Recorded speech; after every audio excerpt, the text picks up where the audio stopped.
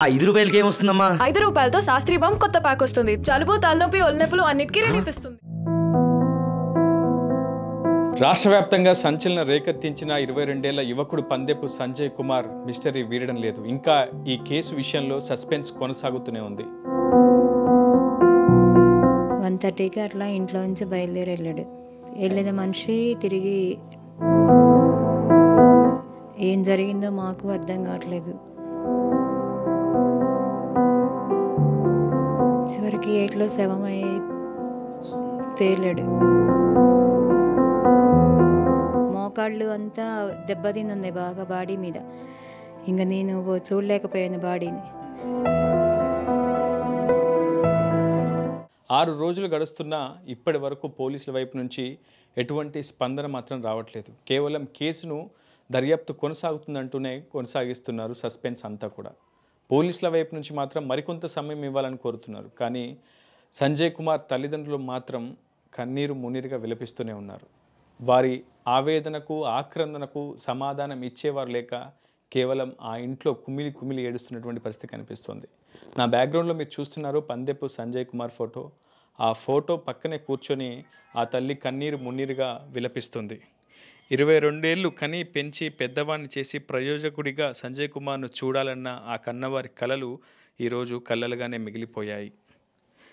కొద్ది రోజుల క్రితం అదృశ్యమయ్యాడన్న కొడుకు మృతదేహం వారి ఇంటికి రాగానే వారి ఆక్రందన ఆకాశాన్ని అంటింది. ఏ రాజకీయ నాయకుడు కానీ ఏ పోలీస్ అధికారి కానీ ఆ ఇంటికి వచ్చి పరామర్శించడం కానీ ఆ కుటుంబానికి భరోసానిచ్చినటువంటి పరిస్థితి కానీ గతంలో ఎప్పుడూ జరగలేదు. సంజయ్ కుమార్ స్నేహితులు సన్నిహితులు సామాజిక మాధ్యమాల్లో విపరీతంగా ట్వీట్లు కూడా చేస్తున్నారు. వి వాంట్ జస్టిస్ అంటూ కొంతకాలంగా ఫైట్ కూడా చేస్తున్నారు. మృతదేహంతోనే జాతీయ రహదారిపై రాస్తారోకో కూడా నిర్వహించారు సంజయ్ కుమార్ సన్నిహితులు. ఇప్పటికే ఈ అంశం రాష్ట్ర వ్యాప్తంగా వైరల్గా మారింది, సంచలనంగా మారింది. సంజయ్ కుమార్ మృతికి గల కారణాలు వెల్లడించాల్సిందే అంటూ కూడా ప్రతి ఒక్క యువకుడు కూడా ప్రభుత్వాన్ని ప్రశ్నిస్తున్న పరిస్థితి కనిపిస్తుంది. ఇది హత్య, ఆత్మహత్య తేల్చాలంటూ కూడా ప్రతి ఒక్కరు కూడా డిమాండ్ చేస్తున్నారు. అసలు తమ కుమారుడు ఎందుకు చనిపోయాడో చెప్పండి అంటూ కూడా తల్లిదండ్రులు కన్నీరు మున్నీరుగా కనిపించిన ప్రతి వ్యక్తిని కూడా ప్రశ్నిస్తున్నారు. కానీ ఈ ప్రశ్నకు ఈ సందేహాలకు సమాధానాలు నివృత్తి చేసేవారు కనిపించడం లేక ఆ తల్లిదండ్రులు కూడా ఏం చేయలేక కేవలం వారి ఆవేదనకు మాత్రమే పరిమితమయ్యారు. కేవలం ఉన్న 2 కొడుకులను కూడా ప్రయోజకుడుగా చూడాలని ఎంతో కలలు కన్నారు. వాళ్ళ కొద్దిపాటి సంపాదనతోనే వారంతా కూడా ఆ పిల్లల్ని పెంచి ప్రయోజకులుగా చేసే ప్రయత్నం చేశారు. ఒకవైపు ఇతర వృత్తి చేసుకుంటూనే పార్ట్ టైం జాబ్ చేసుకుంటూనే సంజయ్ కుమార్ జావా కోర్స్ కూడా కంప్లీట్ చేసి గత కొద్ది రోజుల క్రితమే యాక్సెంచర్ వంటి నెంబర్ 1 కంపెనీలో కూడా ఉద్యోగాన్ని సంపాదించుకున్నాడు. ఇక కొద్ది రోజులైతే తమ కొడుకు ఉద్యోగానికి వెళ్తాడు, తమ సమస్యలన్నీ తీరుస్తారు, తమ కష్ట నష్టాల్లో భాగస్వామ్యం అవుతాడు, ఇంటికి ఒక పెద్ద దిక్కుగా మారుతాడు అని ఆ తల్లిదండ్రులు కుటుంబ సభ్యులంతా కూడా చాలా ఆశలు పెట్టుకున్నారు. కానీ ఆ ఆశలన్నీ కూడా ప్రస్తుతం అడియాశలైపోయాయి. సంజయ్ కుమార్ ఇక రాడు అనే ఆ చేదు వార్త వాళ్ళని చాలా ఆవేదన గురి చేస్తూనే ఉంది. ప్రస్తుతం నాతో ఉన్నారు సంజయ్ కుమార్ తండ్రి హనుమంతరావు, తల్లి మమతారాణి. సంజయ్ కుమార్ మృతి ఘటన తర్వాత వాళ్ళంతా కూడా ఇప్పటి వరకు కూడా వారు కనీసం బయటికి వచ్చి పక్కింటి వారిని కూడా పలకరించినటువంటి పరిస్థితి లేదు. ప్రస్తుతం చాలా రోజుల తర్వాత, కనీసం 6 రోజుల తర్వాత వారి ఆవేదనను ఆక్రందనను ప్రభుత్వం దృష్టికి తీసుకొచ్చే ప్రయత్నం ఆర్టీవీ చేస్తుంది. అసలు ఏం జరిగింది, వాళ్ళకేమైనా అనుమానాలు ఉన్నాయా, అసలు ఎవరినైనా అనుమానించే అవకాశం వాళ్ళు ఉందా, అసలు వాళ్ళ ఆలోచన ఏంటి, వాళ్ళ అభిప్రాయాలు ఏంటి, వాళ్ళు ప్రభుత్వం నుంచి కోరుకుంటుంది ఏంటి, పోలీసులను అడుగుతుంది ఏంటి, మనం తెలుసుకునే ప్రయత్నం చేద్దాం. హనుమంతరావు గారు చెప్పండి, సంజయ్ కుమార్ మిస్సింగ్ అయిన తర్వాత సరిగ్గా 12వ తారీఖు రాత్రి సంజయ్ కుమార్ ఈ ఇంట్లోంచే సోదరుడు సాయిని పికప్ చేసుకోవడానికి వెళ్ళాడని చెప్పి అందరూ చెప్తున్నారు, మీరు కూడా చెప్పారు.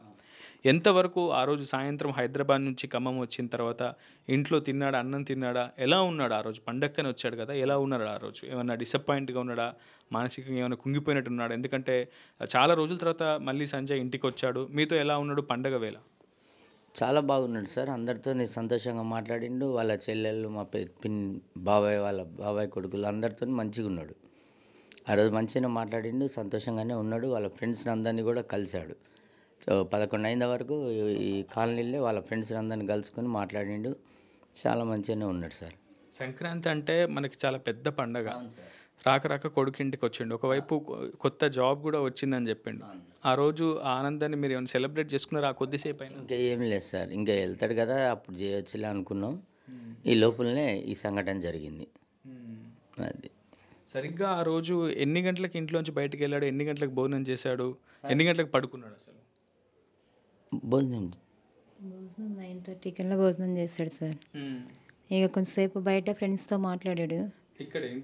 ఇక్కడే మాట్లాడి ఫ్రెండ్స్ అందరికీ జాబ్ వచ్చింది ఇట్లా అని, వినాయకుడిని విగ్రహం నేనే కొనిస్తాను వచ్చే నెల అని చెప్పాడు. అన్నీ చెప్పాడు. 11 వరకు బయటే ఉన్నారు. 11 తర్వాత ఇంట్లోకి వచ్చాడు.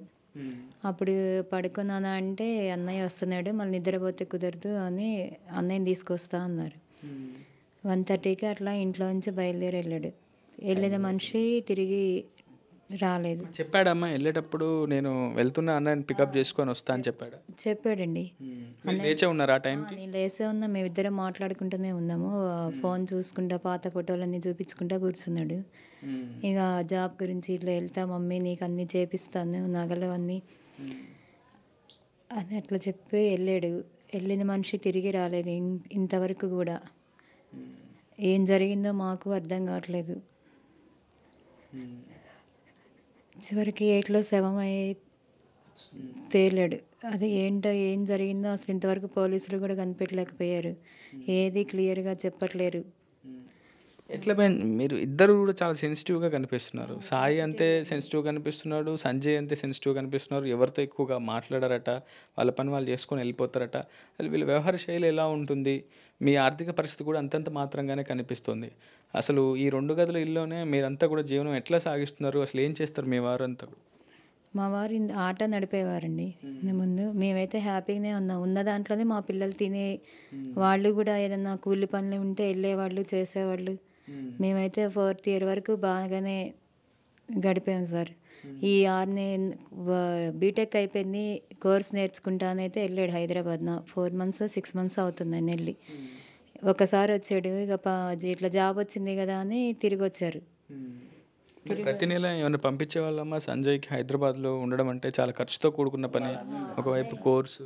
అన్నయ్య ఉన్నారండి, అన్నయ్య షూట్ దాంట్లో చేస్తారు. మేమైతే పంపించాము, అన్నీ అన్నయ్య చూసుకుంటారు అక్కడ. సాయే చూసుకుంటాడు ఖర్చు అంతా, సంజయ్ ఖర్చులు కూడా సాయే చూసుకుంటారు. ఇంటి రెంట్ ఆయనే కట్టాడు అంతా. ఏం కావాలన్నా ఇప్పుడు కోర్సు చేయాలన్నా కూడా ఆయనే కట్టాడు వాళ్ళ అన్నయ్య. 50,000 వరకు ఆయనే కట్టాడు. అన్నీ ఎక్కువ ఆయనే చూసుకుంటూ ఉంటారు. సాయే చూసుకో. ఒక 2 monthsలో అయితే జాబ్ వస్తుంది కదా, ఇంక అందరం సెటిల్ అయిపోతాము.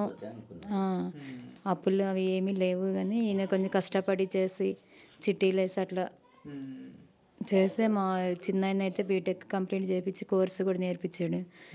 ఒక కోర్స్ అయిపోయిన తర్వాత జాబ్ వస్తుంది, జాబ్లో సెటిల్ అయితే మా హ్యాపీ లైఫ్ బాగుంటుంది అనుకున్నాం, కానీ ఇట్లా మిస్టరీగా మారుతుందని కూడా అనుకోలేదు సార్. అంటే 22 ఏళ్ళ యువకుడు సాధారణంగా 21 సంవత్సరాల యువకుడు సాధారణంగా ఆత్మహత్య చేసుకున్నా లేదా ఇతర హత్యలు ఏమైనా జరిగినా సాధారణంగా లవ్ అఫైర్స్ కావచ్చు, ఇట్లాంటి ఘటనలు ఎక్కువగా చూస్తుంటాం సమాజం. మీరు తప్పుగా అనుకోకూడదు. సో సంజయ్కి కూడా ఏమైనా ప్రేమ వ్యవహారాలు ఉన్నాయా? అంటే మీతో పంచుకుంటాడు, తల్లితో ఎవరైనా ప్రతి విషయాన్ని క్యాజువల్గా కూడా చెప్తూ ఉంటారు. అమ్మ నేను పలానా అమ్మాయిని ప్రేమించాను, లేదా నాకు పలానా స్నేహితుడితో గొడవ అయింది గతంలో, అది నాతో మాట్లాడట్లేదు, ఇలాంటి కొన్ని ఘటనలు చెప్పుకోవడం సోదరుడికి కానీ మీకు కానీ చెప్పుకోవడం చేస్తూ ఉంటారు. అట్లా నేను ఎవరైనా ప్రేమించానన్న విషయం కానీ గతంలో ఎప్పుడైనా కొన్ని నెలల క్రితమైన అప్పుడేమైనా చెప్పాడా ఫోన్ చేసి కానీ మీతో వచ్చినప్పుడు? కానీ ఏమీ లేవండి అలాంటివి. అయితే వాళ్ళ డ్రీము పేదరికంలో ఉన్నాం కదా, ఎప్పటికైనా మేము పైకి వచ్చి జాబ్ చేసి వాళ్ళ ఇప్పుడు పలకరించిన వాళ్ళు వీళ్ళు ఉంటారు, చుట్టాలు బంధువులు, కొంచెం సంపాదించాలి, వాళ్ళల్లో మంచి పేరు తెచ్చుకోవాలన్న ఆలోచనలోనే ఉన్నారు. కానీ ఇంతవరకు అయితే చెడు అలవాట్లకు పోలేదండి. మా పిల్లలైతే ఎవరు మిమ్మల్ని ఎక్కడ అడిగినా కూడా ఇదే పేరు వస్తుంది మా పిల్లల వరకు అయితే. ఆ మాట చెప్తున్నారు సంజయ్ విషయంలో. ప్రతి ఒక్కరు కూడా మేము సంప్రదించే ప్రయత్నం చేసినప్పుడు సంజయ్ చాలా మంచి వ్యక్తి అని, ఎవరితో ఎక్కువగా గొడవలు కానీ ఇట్లాంటి వాటికి దూరంగా ఉంటాడని తన పని తాను చేసుకుపోతాడని చెప్తున్నారు. కానీ ఈ ఘటన జరగడం పట్ల ప్రధానంగా ఈ ప్రదేశంపై ఎక్కువగా అనుమానాలు వస్తున్నాయి. రాజీవ్ గృహకల్ప ఏరియా అంటేనే ఎక్కువగా అల్లరి మూకలు ఉంటారు. చాలా వేరే వేరే ఇతర ప్రాంతాల నుంచి వచ్చినటువంటి వ్యక్తులంతా కూడా ఇక్కడే నివాసాలు ఏర్పరచుకున్నారు. రాత్రి వేళల్లో ఇక్కడ నుంచి ఎన్ఎస్పి కన్నల్కట్ట ప్రాంతంలోకి వెళ్తే చాలా భయాందోళన గురవుతున్నామని ఈ ప్రాంతం కాదు పక్క ఇతర ప్రాంత వాసులు కూడా చెప్తున్నారు. సో నిజంగా ఇక్కడ ఉన్నటువంటి నివాసం మీరు ఉంటున్నారు ఎన్నో ఏళ్ళుగా, మీకు తెలిసే ఉంటుంది ఇక్కడ ఉన్నటువంటి పరిస్థితులు ఏ విధంగా ఉంటాయి, అసలు ఇక్కడ చుట్టుపక్కల వాతావరణం ఏ విధంగా ఉంటుంది, ఇక్కడ యువత తీరు కావచ్చు, ఇతర ప్రాంతాల నుంచి ఇక్కడికి వచ్చినటువంటి వాళ్ళ వ్యక్తుల బిహేవియర్ ఎలా ఉంటుంది? మా పిల్లలు ఫ్రెండ్స్ వీళ్ళు అయితే మాత్రం వీళ్ళ బిహేవియర్ ఇక్కడ వరకే ఉంటారు సార్. వాళ్ళు బయటకైతే వెళ్ళరు. ఏమైనా కొంచెం ముందుకు వెళ్ళి మా ఫ్రెండ్స్ అంతా మాట్లాడుకొని కూర్చొని 9:30 10 లోపల ఇంటికి వచ్చేస్తారు ఈ లోపలికి. ఎవరి జోరికి వెళ్ళరు. వీళ్ళకి కూడా ఎవరు ఎట్లాంటి వాళ్ళో కూడా తెలీదు. వాళ్ళ ఫ్రెండ్స్ వీళ్ళు వరకే కలిసి ఉంటారు. ఈ చుట్టుపక్కల ఏం జరుగుతుందో కూడా వాళ్ళకి తెలీదు. ఎప్పుడూ వెళ్ళొస్తూనే ఉంటారు. హైదరాబాద్ నుంచి వాళ్ళ అన్నయ్యలు చెల్లెలు తీసుకొస్తూనే ఉంటారు వీళ్ళు వెళ్ళి. ఎప్పుడు ఇట్లా జరగలేదు 20 సంవత్సరాల్లో, ఇదే ఫస్ట్ టైం. కానీ అక్కడ ఏం జరిగిందో కూడా తెలియట్లేదు. సీసీ ఫుటేజీల్లో కూడా ఏం చూపించట్లేరు. అసలు మీకు ఏం జరుగుతుందో అర్థం కాక మేము అయోమయంలో పడ్డాం. మా బాబు అయితే ఆత్మహత్య చేసుకునేవాడైతే కాదు, అది మాత్రం మేము ఖచ్చితంగా చెప్పగలం. అంటే సంజయ్ మృతదేహం ఇంటికి వచ్చిన తర్వాత మీరు సంజయ్ శరీరం మీకు మొత్తం పూర్తిగా తెలుసు, ఎక్కడ పుట్టుమచ్చ ఉంటుంది కూడా మీకు అబ్జర్వ్ చేయగలుగుతారు, గుర్తుపెట్టుకోగలుగుతారు. సో సంజయ్ శరీరంపై ఏదైనా అనుమానాలు కలిగించేలా ఏదైనా గాయాలు గమనించారా? పెదవి భాగంలో కానీ ఇంకా ఇతరత్ర ఎక్కడైనా సరే శరీరం ఒంటిపై ఎక్కడైనా రక్కినట్టు కానీ గిచ్చినట్టు కానీ రాళ్లతో కొట్టినట్టు కానీ ఇతరత్ర ఏమన్నా అనుమానాలు మీకు ఉన్నాయా? మీరు మృతదేహాన్ని తడిమి చూస్తుంటారు, చివరి చూపు కూడా మీరు క్షుణ్ణంగా చూస్తుంటారు కొడుకుది కాబట్టి. సో అట్లాంటి అనుమానాలు ఈ నా కొడుకు ఇక్కడ గాయం జరిగింది అనేలా మీకు ఏమన్నా అనిపించిందా? కాళ్ళ వరకే మోకాళ్ళ వరకైతే ప్యాంట్ జీన్సే అండి. అసలు కొత్త ప్యాంట్ అంటే ప్యాంట్ వేసుకెళ్ళారు, కానీ చినిగిన ప్యాంట్ అయితే కాదు. మోకాళ్ళు అంతా దెబ్బతిని ఉన్నాయి బాగా బాడీ మీద. మోకాళ్ళు ఈడ్చుకొని వెళ్ళినట్టున్నారు. గొంతు లోపలంతా ఇట్లా అనంగానే బ్లడ్ వచ్చేస్తుంది బాగా నోట్లో నుంచి. అసలు ఏం జరిగిందో తెలియట్లేదు. కాళ్ళు ఏళ్ళు కూడా 3 ఇట్లా బ్లడ్ అవి ఉన్నాయంట బాడీ మీద. మోకాళ్ళు ఇవన్నీ చూసాం మేము, తట్టుకోలేక నేను చూడలేదు. కింద ఏళ్ళు కూడా లేవని అయితే తెలిసింది సార్. ఇంకా నేను చూడలేకపోయాను బాడీని. దెబ్బలైతే ఉన్నాయి మోకాళ్ళ మీద, కాళ్ళకి, ఒంటి మీద కూడా ఉన్నట్టు ఇక్కడ బాగా ఇచ్చేసినట్టు అనిపించింది. నేనైతే చూసి తట్టుకోలేకపోయాను. ఇక దెబ్బలకి ఇంకెక్కడ ఉన్నాయో చూడలేకపోయాను. 6 రోజులు గడుస్తుంది, ఒక్కొక్కరు ఒక్క మాట చెప్తున్నారు. కొంతమంది సంజయ్ కుమార్ బెట్టింగ్ అలవాట్లు ఉన్నాయని చెప్తున్నారు, కొంతమంది ప్రేమ వ్యవహారం అయి ఉండొచ్చు అని చెప్తున్నారు, కొంతమంది సన్నిహితులతో స్నేహితులతో గొడవ ఏదైనా ఉండొచ్చు అని చెప్తున్నారు, కొంతమంది హైదరాబాద్లో ఇంకా ఇతరత్ర శత్రువులు ఏమైనా ఉండొచ్చు అని చెప్తున్నారు. ఎక్కడైనా సరే ఏదో ఒక ఘటనతో దీనికి సంబంధం ఉండొచ్చు అనేది, ఒకవేళ హత్య జరిగి ఉంటే ఖచ్చితంగా ఏదైనా పథకం ప్రకారం కూడా చేసి ఉండే అవకాశం ఉంది. సో అలాంటి ఆ అలవాట్లు కానీ, అంటే ప్రధానంగా సంజయ్ కుమార్కి ఎటువంటి అలవాట్లు ఉన్నాయి? సిగరెట్, మద్యం, అమ్మాయి, లవ్, ఇలాంటి విషయాల్లో ఏమన్నా మీకు అనుమానాలు ఏమైనా ఉన్నాయా? మాకైతే లేవండి. వాడు వెళ్ళి 6 months అవుతుంది. ఈ బెట్టింగ్లు ఉన్నాయని అయితే హ్యూమర్ బాగా వస్తుంది. మాకైతే తెలియదు. మంచివాడు వాడైతే. బెట్టింగ్లు అవి ఎక్కువ పెట్టడానికి కూడా వాడికి హోప్స్ లేవు. బెట్టింగ్లు పెట్టేంత లేదు. ఇంకా ఇన్కమ్ లేదు కదా, ఏమిస్తాం? వాడు అన్నయ్య కష్టపడి చదివిస్తున్నాడు. నాకైతే అది ఉంది, కానీ లవ్ అనేది ఇట్లా ఇవనేది మాత్రం లేవండి. వాళ్ళ డ్రీమ్ అంతా మేము కష్టపడాలి, చదువుకోవాలి, పైకి రావాలి, మంచి జాబ్ చేసుకోవాలి, మంచి ఇల్లు కొనుక్కోవాలి, అన్నదమ్ముల ఇద్దరం ఇట్లా సెట్ కావాలని మాత్రమే ఉంటుంది. కానీ వాళ్ళకైతే చెడు అలవాట్లు అయితే ఇంతవరకు లేవండి. మీరు ఎవరిని కనుక్కున్నా సరే, హైదరాబాద్లో వాడిపోయి 10 సంవత్సరాలు కావట్లేదు కదా, 6 months అవుతుంది. ఈ 6 monthsలో ఏమన్నా అలవాట్లు ఉంటాయండి? ఇక్కడ 20 సంవత్సరాలు పెరిగిన మనిషి 6 monthsలో తాగుడని ఇవన్నీ ఎక్కడి నుంచి వస్తాయండి? ఇకపోతే ఆరోగ్యానికి సంబంధించి సంజయ్ ఆరోగ్య పరిస్థితి ఏ విధంగా ఉండేది? ఏదైనా అనారోగ్య సమస్యలు ఏమైనా ఉన్నాయా? ఏమీ లేవండి వాడికి. ఆరోగ్య సమస్యలు అయితే ఏమీ లేవు, మంచిగానే ఉన్నాడు. నేను కూడా 2 నెలలు ఉండొచ్చాను వాళ్ళ దగ్గర, వండి పెట్టొచ్చాను. మేము వచ్చి కూడా ఒక 1 month కూడా కాలేదు అక్కడి నుంచి వచ్చి, మా బావ దగ్గర నుండి. వండుకోలేకపోతున్నారని అంటే వండి పెట్టడానికి వెళ్ళాం మేము. మొన్ననే వచ్చాము మేము కూడా. అట్లాంటివి అయితే లేవు. మళ్ళీ ఒక లవ్ కానీ ఇవి బెట్టింగ్లు కానీ లేవు. ఇంకా ఏమైనా అనుమానాలు ఏమైనా ఉన్నాయి ఇతర వ్యక్తుల మీద కానీ ఇంకెవరన్నా మీ సరౌండింగ్స్ ఈ ప్రదేశంలో ఉన్నటువంటి ప్రాంతంలో ఎవరి మీద అనుమానాలు ఉన్నాయి? నిజంగా ఆ సమయంలో 1:30కి అతను బయటికి వెళ్ళే ముందు ఇంకేమైనా విషయాలు మీకు చెప్పే ప్రయత్నం చేశాడా? అప్పటి వరకు ఇంకా సాయితో కాకుండా ఇంకెవరితోనైనా మాట్లాడడం కానీ, ఫోన్ కాల్ మాట్లాడడం కానీ, స్నేహితులతో కానీ ఇతరత్ర ఏమైనా చూసారా? అలానే ఏమైనా అనిపించిందా? ఫ్రెండ్స్ వరకు వెళ్ళారు. 11, 11 వరకు మా ముందే ఉన్నారు, మా బయటే కూర్చున్నారు. ఫ్రెండ్స్తో మాట్లాడాడు, జాబ్ వచ్చింది అది ఇది అన్నారు. అయితే పార్టీ అది ఇది అని అనేది జాబ్ వచ్చిన తర్వాత అన్నారు తప్ప మా పిల్లలకైతే ఏమీ లేదు. ఇంటికి వచ్చారు, నేను ఫోన్ చేస్తే లోపలికి రమ్మని వచ్చారు. ఇంకా మేమిద్దరమే మాట్లాడుకుంటూ కూర్చున్నాం. నాతో అప్పుడు ఇక టైం కుదిరింది. అప్పటికి నాతో ఇక 12:30 వరకు మాట్లాడాడు. మేము ఇక సెల్లో ఫోటోలు అవన్నీ చూసుకుంటూ కూర్చున్నాం, పాత అవన్నీ. ఏంటమ్మా పడుకో అంటే అన్నయ్య వస్తున్నాడు, మళ్ళీ నిద్రపోతే నిద్ర కళ్ళతో తేలైన అన్నయ్యనే అన్నారు అని ఇక అప్పటి వరకు అయితే మాట్లాడుకుంటూనే ఉందండి మా ఫ్యామిలీ విషయాలు. ఇట్లా చేయాలి అట్లా చేయాలి అని ఇంకా మా ఫ్యామిలీ విషయాలే మేము ఇవి చేసుకున్నాం తప్ప వేరే విషయాలు అయితే మేము వెలికిపోలేదు. ఆడి కూడా నేను ఇల్లు కట్టిస్తాను, మా జాబ్ వచ్చేసింది కదా, ఒక 1 ఇయర్లో ఇల్లు కడదాము, నీకు నగలు అవన్నీ చేపిస్తా అని అన్నయ్యని ఒక మంచి దారిలో పెడదామన్న ఆలోచనలో ఉన్నాడు తప్ప ఇవన్నీ అయితే లేవు. బయట కూడా ఎవరు వాడికి శత్రువులు అయితే లేరు. ఎవరితో గొడవలు పెట్టుకోరు, వాళ్ళ చదివేంటో వాళ్ళు చూసుకుంటారు, ఇంటికి వచ్చేస్తారు, కాలేజీకి వెళ్ళి రావడం, ఇంట్లో చదువుకోవడం, ఇంతవరకే తప్ప వాళ్ళకైతే బయట ఎవరు శత్రువులు లేరు. కావాలని మంచి ఫ్రెండ్సే ఉన్నారు ఇప్పటి వరకు, మీరు చూసే ఉంటారు ధర్నాల్లో. వాళ్ళ మంచి ఫ్రెండ్సే ఉన్నారు కానీ పగ అసలు అయితే ఎవ్వరు లేరు. కాకపోతే ఇదేంటో అసలు అర్థం కాకుండా అయిపోయింది.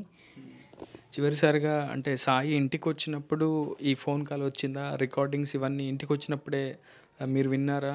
ముందుగానే విన్నారా? అంటే సాయి చెప్తే విన్నారా? సాయి ఇంటికి వచ్చాక మీకు సంజయ్ కాల్ చేశాడా? సాయి ఇంటికి వచ్చిన తర్వాతనే ఒక 5 నిమిషాలు ఇట్లా బ్యాగ్ ఇంట్లో పెట్టి కూర్చున్నాడు. ఒక 5 నిమిషాల తర్వాత కాల్ వచ్చింది. ఇట్లా అడగలేదు సాయి మిమ్మల్ని సంజయ్ ఎటు వెళ్ళాడు?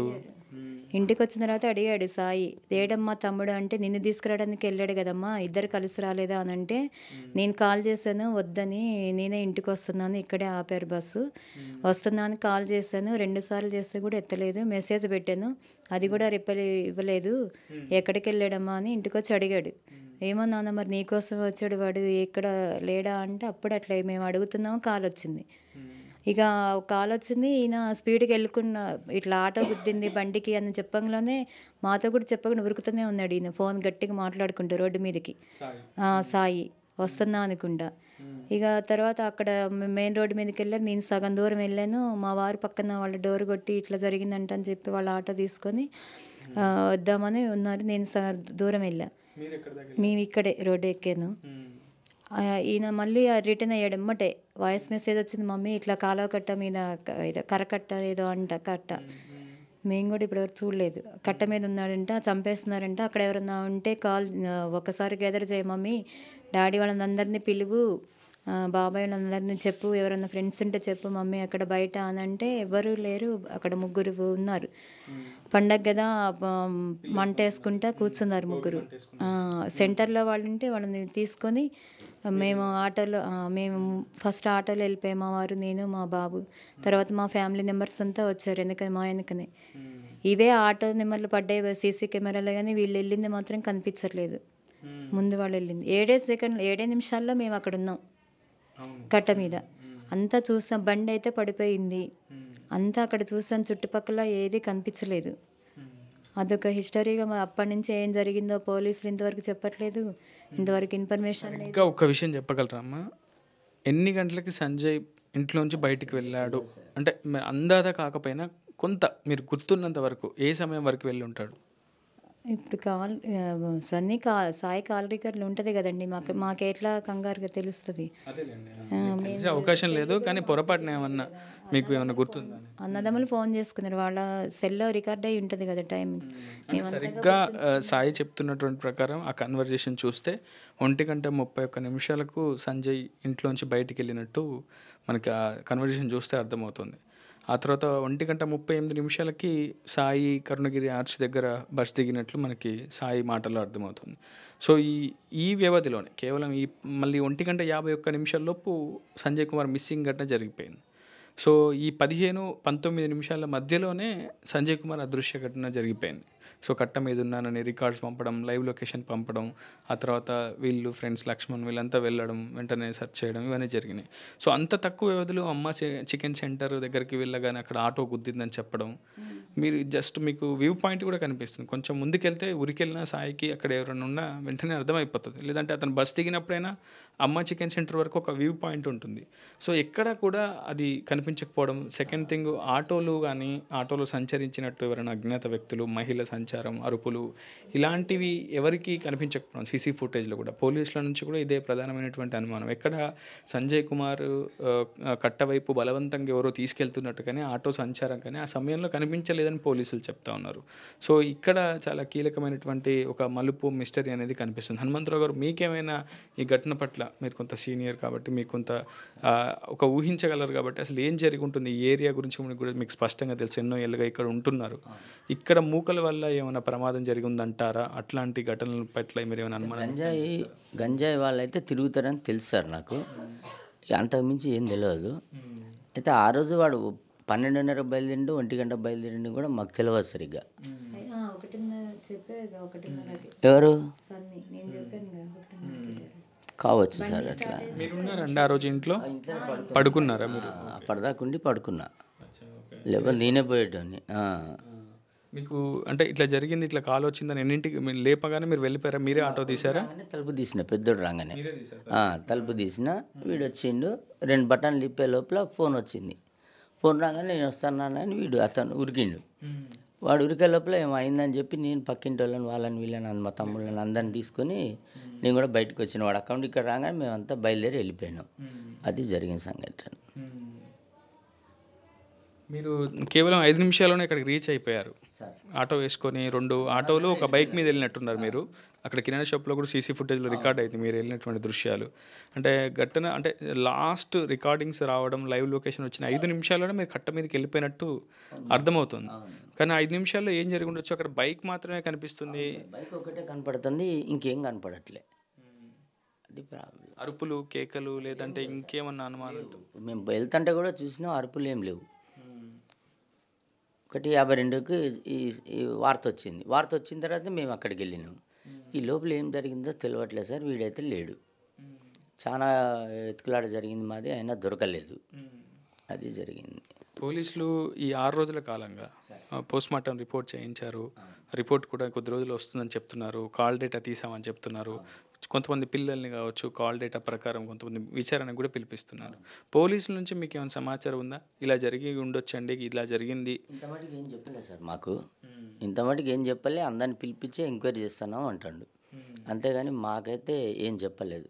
పూర్తిగా డీటెయిల్స్ వచ్చిన తర్వాత చెప్తా, 2-3 రోజులు పడుతుంది అన్నాడు. అది కనీసం వాళ్ళ వైపు నుంచి ఏమైనా అనుమానం ఉందట్నా? హత్య అనుమానం ఏమైనా చెప్పలేదు సార్. ఒకవేళ మన పోస్ట్మార్టం రిపోర్ట్ ఏమైనా వస్తే చెప్తారేమో.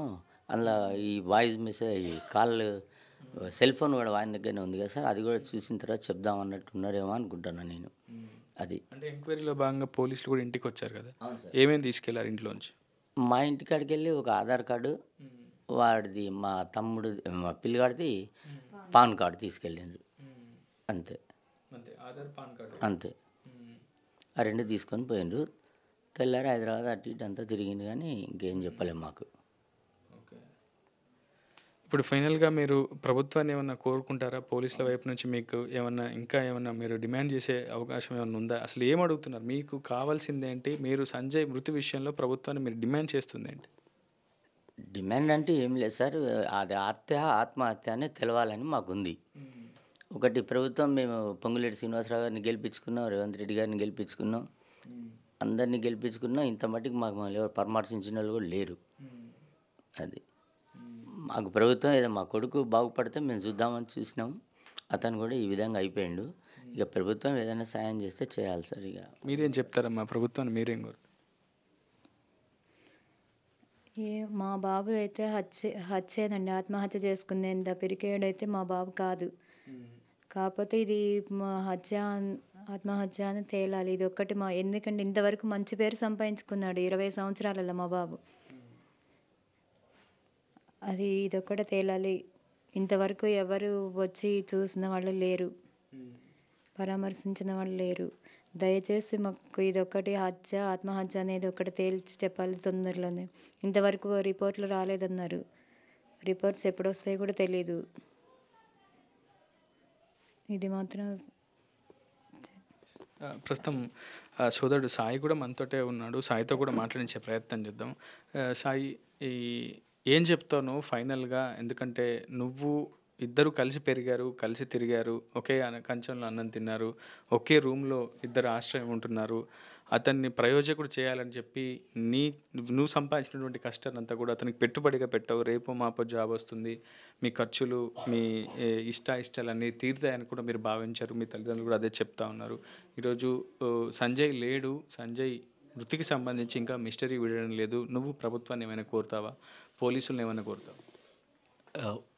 మా తమ్ముడిని అయితే నేను ఇంతవరకు పోషించాను, కానీ ఇంకొన్ని రోజుల్లో సంపాదిస్తాడు అన్న, ఇద్దరం కలిసి ఇల్లు కడదాము, స్టార్ట్ చేద్దామని చెప్పాడు. సరేరా, అంతా అయిపోయిన తర్వాత ఇంటికి వెళ్ళిన తర్వాత మాట్లాడుకుందాము అని చెప్పడం జరిగింది. కానీ ఈలోపే ఇట్లా అవుతుంది అనేది అనుకోలేదు. పోలీసుల దగ్గర నుంచి అయితే ఇంతవరకు ఎలాంటి ఇన్ఫర్మేషన్ ఇవ్వట్లేదు మాకు. కాబట్టి కొంచెం స్పీడప్ చేయాల్సిందిగా కోరుకుంటున్నాము ప్రభుత్వాన్ని. ఈ ఎంక్వైరీ అదంతా ఇంకా చాలా లేట్ చేస్తున్నారు. ఇంతవరకు ఎట్లాంటి ఇన్ఫర్మేషన్ మాకైతే అందజేయలేదు. సో సార్, ఈ ప్రభుత్వాన్ని మొన్న రేవంత్ రెడ్డి గారిని ఓట్లేసి మరీ గెలిపించుకున్నాం మేమే, పొంగులేటి గారిని, రేవంత్ రెడ్డి గారిని. కావున ఈ యొక్క ప్రభుత్వం మా తమ్ముడికి జరిగిన అన్యాయాన్ని బయటపెట్టాలని కోరుకుంటున్నాం. ప్రస్తుతం మీకు పందెపు సంజయ్ కుమార్ యొక్క ఇంటిని కూడా చూపించే ప్రయత్నం చేస్తున్నాను. ఇది కేవలం వాళ్ళ ఆర్థిక పరిస్థితిని మీకు కళ్ళకు కట్టినట్టుగా చూపించే ప్రయత్నం మాత్రమే. కేవలం 2 గదుల ఇంట్లోనే మొత్తం 4 కుటుంబ సభ్యులు కూడా నివాసం ఉంటారు.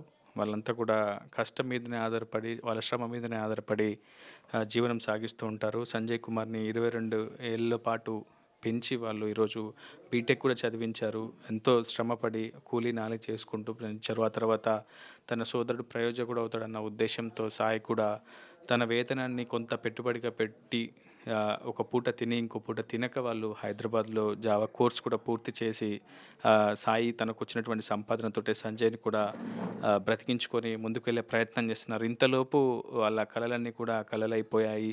సంజయ్ కుమార్ పండగని వచ్చి ఈరోజు తిరిగి కానరాని లోకాలకైతే వెళ్ళిపోయాడు. ప్రస్తుతం ఆ చేదు సంఘటన ఆ కుటుంబాన్నే కాదు, ఈ పరిసర ప్రాంత వాసుల్ని కూడా కన్నీరు మున్నీరుగా శోకసంద్రంలో అయితే ముంచివేసిందని చెప్పుకోవాలి. ఖచ్చితంగా ఇంత ఆధునిక సాంకేతిక పరిజ్ఞానం ఉంది, ఇంతమంది పోలీసులు ఉన్నారు, ఇంత పెద్ద ప్రభుత్వం ఉంది, కానీ ఎందుకు సంజయ్ కుమార్ మృతి కేసుకు సంబంధించినటువంటి అంశంలో కనీసం క్లూస్ కూడా సంపాదించలేకపోయారు? సీసీటీవీ ఫుటేజ్లు కూడా సక్రమంగా ఈ ఏరియాలో లేవని చెప్పి చాలామంది వాసుల నుంచి మనకి అభిప్రాయాలు వ్యక్తమవుతున్నాయి. ఇప్పటికైనా ఇటువంటి ఘటనల పట్ల ప్రభుత్వాలు, పోలీసులు సీరియస్నెస్ వహించాలి, ఇంకా టెక్నాలజీని పెంచాలి. ఇలాంటి సస్పీషియస్ కేసులను ఛేదించేందుకు అధునాతనమైనటువంటి సాంకేతిక పరిజ్ఞానాన్ని వినియోగించుకుంటూ ముందుకు వెళ్ళాల్సినటువంటి పరిస్థితులు కనిపిస్తుంది. సంజయ్ కుమార్ లాంటి మృతి మరొకరికి రాకూడదని చెప్పి కూడా ఇక్కడ ఉన్నటువంటి వాసులంతా కూడా ఆవేదన వ్యక్తం చేస్తున్నారు. అసలు సంజయ్ కుమార్ది ఆత్మహత్య అదొక్కటి తేల్చండి చాలు అంటూ ఒక కుటుంబ సభ్యులు కూడా కన్నీరు మున్నీరుగా విలపిస్తూ ప్రభుత్వాన్ని వేడుకుంటున్నటువంటి పరిస్థితి ఉంది. ఇది video reporter Uday, RTV Khammam నుంచి. మరిన్ని వీడియోస్ కోసం ఛానల్ ని సబ్స్క్రైబ్ చేయండి. లేటెస్ట్ అప్డేట్స్ కోసం వాట్సాప్ ఛానల్ ని ఫాలో అవ్వండి. ఆ లింక్ డిస్క్రిప్షన్ లో ఉంది.